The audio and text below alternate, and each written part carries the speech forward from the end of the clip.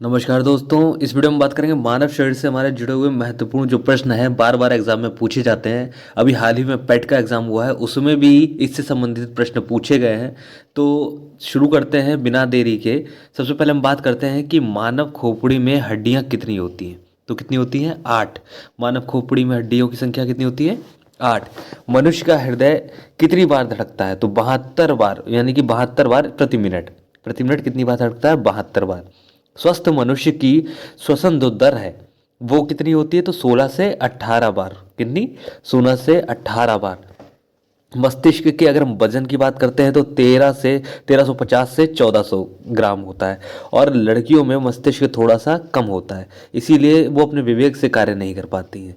फिलहाल ये मजाक की बात थी। लड़कियों में वो मस्तिष्क का वजन कम होता है, यानी कि दिमाग कम नहीं होता है, लेकिन दिमाग सबसे ज़्यादा होता है, तभी तो सबसे ज़्यादा दिमाग लगाती हैं। सबसे बड़ी हड्डी कौन सी होती है? तो फीमर होती है, जो कि जांघ में होती है। सबसे छोटी हड्डी की अगर बात करते हैं तो वो स्टेपीज है। स्टेपीज जो कि कान में होती है, कान में होती है। अच्छा, कितने जोड़ी हड्डियां होती है हमारी कान में? तो 3 जोड़ी। 3 जोड़ी होती है, 3 इधर, यानी कि 6। इसके बाद बात करते हैं सबसे छोटी स्टपीज कान में होती है, जो कि सबसे मजबूत हड्डी कौन सी होती है? जबड़े की होती है। कौन सी होती है? जबड़े की। इनेमल, सबसे मजबूत पार्ट होता है इनेमल।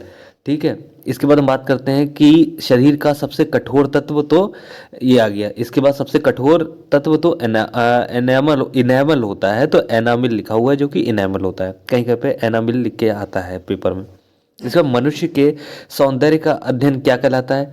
तो कैरोलॉजी। देखो लड़कियां, इनके सौंदर्य का या पुरुष के सौंदर्य का अध्ययन दोनों के, तो उनके कैरोलॉजी कहलाता है। अब सामान्य मनुष्य का रक्तचाप की अगर बात करेंगे तो कितना होता है? 120 से प्रति 100 120 से प्रति 80 के आसपास, मिलीमीटर के आसपास होता है सामान्य मनुष्य का रक्तचाप। इसके बाद हम बात करते हैं शरीर में रक्त परिभ्रमण में लगा समय। तो कितने समय लगता है? तो 23 सेकंड का समय लगता है।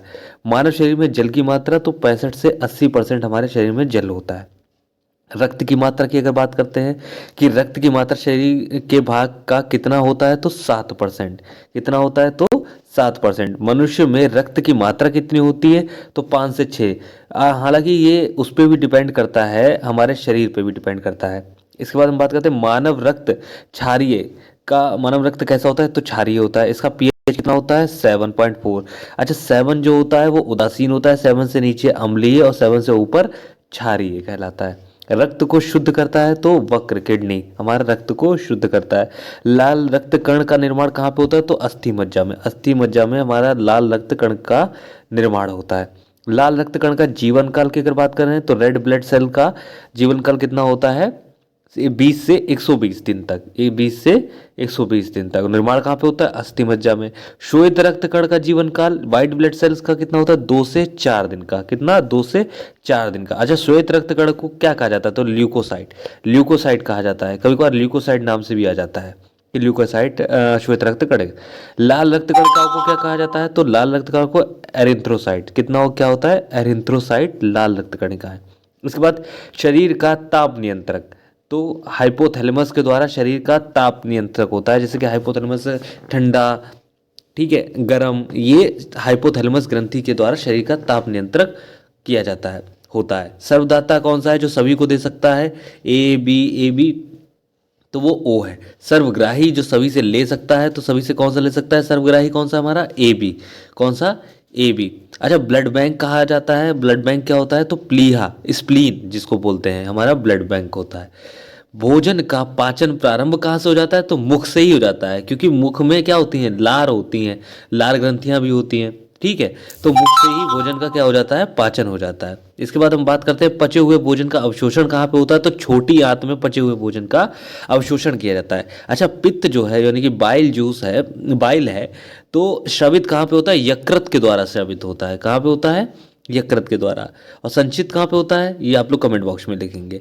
शरीर की सबसे बड़ी ग्रंथि कौन सी होती है? तो लीवर। कौन सी होती है? लीवर। लीवर में अगर कट जाता है तो ये अपने आप क्या कर लेती है? खुद को सही कर लेती है, ठीक कर लेती है। शरीर का सबसे बड़ा अंग कौन सा है? तो सबसे बड़ा अंग हमारा त्वचा होती है। त्वचा भी हमारा अंग होती है। त्वचा क्या होती है? अंग होती है। इसके बाद हम बात करते हैं सबसे छोटी ग्रंथि की, तो कौन सी है? पीयूष ग्रंथि नहीं होती है, पिट्यूटरी होती है। क्या होती है? पिट्यूटरी ग्रंथि। देखिए पीयूष ग्रंथि और पिट्यूटरी में थोड़ा सा अंतर है, 0.3 और 0.6 का। तो पिट्यूटरी पीयूष ग्रंथि होती है 0.6 और पिट्यूटरी होती है 0.3। दो सबसे छोटे अगर पिट्यूटरी और पीयूष आएंगी तो फिर आपको पिट्यूटरी लगाना पड़ेगा, वरना तो पीयूष ग्रंथि होती है। इसके बाद हम बात करते हैं कि रक्तचाप मापने का यंत्र क्या होता है, तो स्पेग्नोमैनोमीटर होता है। क्या होता है? स्पेग्नोमैनोमीटर हमारा रक्तचाप मापने का यंत्र है। मनुष्य में पसलियों की संख्या, तो पसलियों की संख्या कितनी होती है? 12 जोड़ी मनुष्य में पसलियों की संख्या होती है।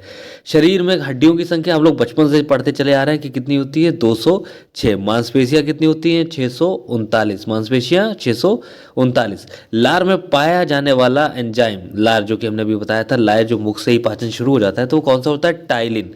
और लाइसोसोम भी होता है, ठीक है। इसके बाद हम पहले बात करते हैं लार में पाया जाने वाला एंजाइम, तो लार में कौन सा पाया जाता है? टाइलिन। लिंग निर्धारण होता है, लिंग निर्धारण किसके द्वारा होता है? तो लिंग पुरुषों में क्या होता है? एक्स वाई होता है।